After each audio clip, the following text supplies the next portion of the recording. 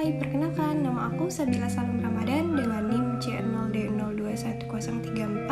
Di sini aku akan menjelaskan jenis, sifat, dan mekanisme pemotongan pajak.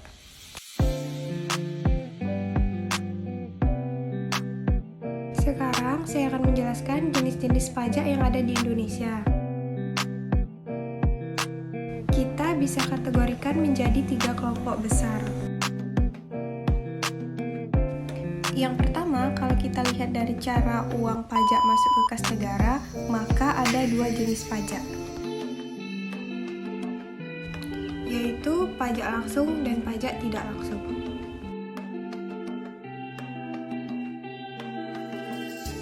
Apa itu pajak langsung? Pajak langsung adalah pajak yang uangnya langsung masuk ke kas negara dari masyarakat. Contoh pajak langsung adalah pajak penghasilan, yaitu ketika wajib pajak badan menyetor kewajiban PPh-nya, maka wajib pajak harus menyetorkan pajaknya langsung kepada kas negara melalui e-billing.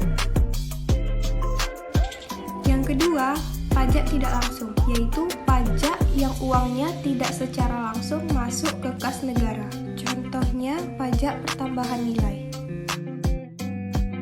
Ketika seorang pembeli barang di supermarket, di situ tertulis PPN sebesar 10%, maka uang PPN itu tidak langsung disetor oleh si pembeli barang ini ke kas negara, melainkan melalui pengusaha kena pajak, yaitu pengusaha supermarket tersebut. Demikian juga pajak restoran, yaitu pajak tidak langsung. Ketika ada 10% pajak restoran, uang 10% itu tidak langsung disetor ke kas negara, melainkan melalui pengusaha restoran. Nanti pengusaha restoran itu yang menyetorkan ke kas daerah. Dilihat dari cara masuknya uang, yaitu pajak langsung, di situ ada pajak penghasilan, pajak tidak langsung, di situ ada pajak pertambahan nilai, pajak restoran, pajak hotel, dan lain sebagainya. Yang kedua, pajak berdasarkan sifatnya.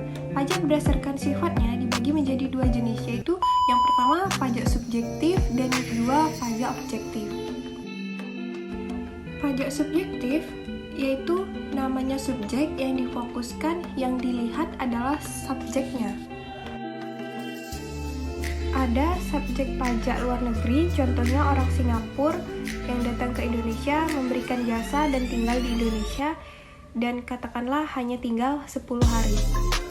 Walaupun memperoleh penghasilan dari Indonesia, namun pemerintah Indonesia tidak berhak memajaki. Berdasarkan perjanjian pajak berganda, ada yang namanya time test. Kalau di bawah time test, maka hak perpajakan berada di negara Singapura. Selanjutnya, pajak objektif. Subjeknya tidak dilihat, jadi fokus pada objeknya. Contohnya adalah pajak pertambahan nilai. Kembali lagi, kalau ada orang Singapura datang ke Indonesia belanja di supermarket, orang ini tetap membayar PPN walaupun dia subjek pajak luar negeri. Karena PPN adalah pajak objektif tanpa melihat siapa subjeknya. Jadi hanya dilihat tentang Jadi artinya pajak objektif, kalau kita ibaratkan di kampus, di situ ada dosen objektif dan ada dosen netral.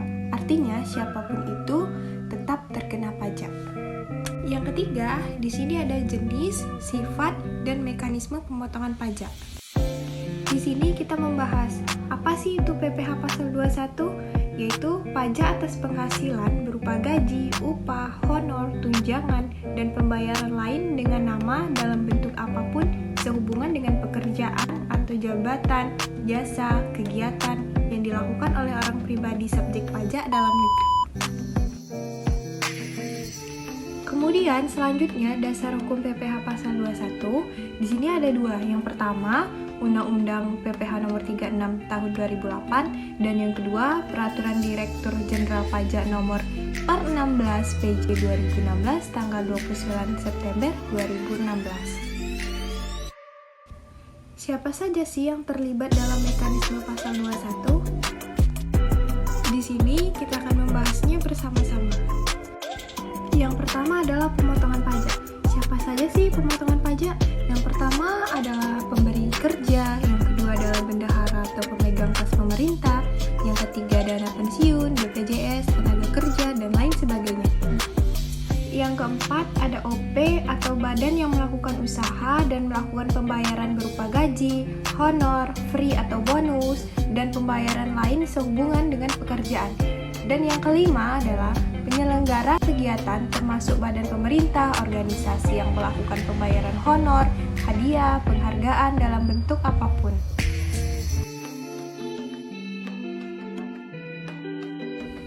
Yang selanjutnya adalah penerima penghasilan yang dipotong oleh PPh pasal 21. Yang pertama, pegawai. Yang kedua, penerima uang pesangon, pensiun, tunjangan hari tua, dan jaminan hari tua. Dan yang ketiga, bukan pegawai yang menerima penghasilan sehubungan dengan pemberian jasa. Yang keempat, anggota Dewan Komisaris, Dewan Pengawas yang tidak merangkap sebagai pegawai tetap. Yang kelima, mantan pegawai. Dan yang keenam, peserta kegiatan. Dan yang ketiga di sini adalah penghasilan yang dipotong oleh PPh pasal 21. Yang pertama, penghasilan tetap atau gaji, uang pensiun, pesangon, honor, uang rapat, komisi, free, dan uang saku. Dan yang kedua, time, gratifikasi, jasa produksi, dan bonus. Kemudian di sini ada dasar pengenaan pajak atau DPP.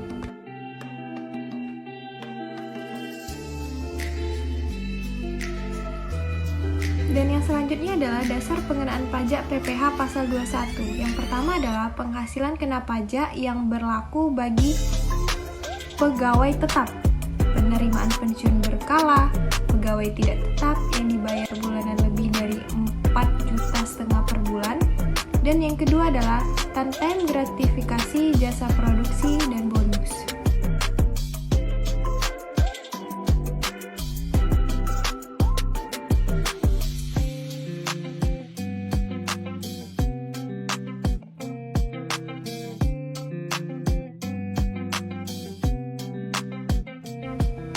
Kemudian PTKP. Apa sih itu PTKP? PTKP adalah penghasilan tidak kena pajak per tahun.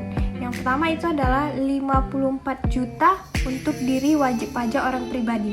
Yang kedua, 4.500.000 tambahan untuk wajib pajak yang kawin. Dan yang ketiga, 5.400.000 tambahan untuk setiap anggota keluarga sedara dan keluarga semenda dalam garis keturunan lurus serta anak angkat yang menjadi tanggungan sepenuhnya. Dan yang ketiga, 5.400.000 tambahan untuk setiap anggota keluarga sedara dan keluarga semenda dalam garis keturunan lurus serta anak angkat yang menjadi tanggungan sepenuhnya. Paling banyak 3 orang untuk setiap keluarga.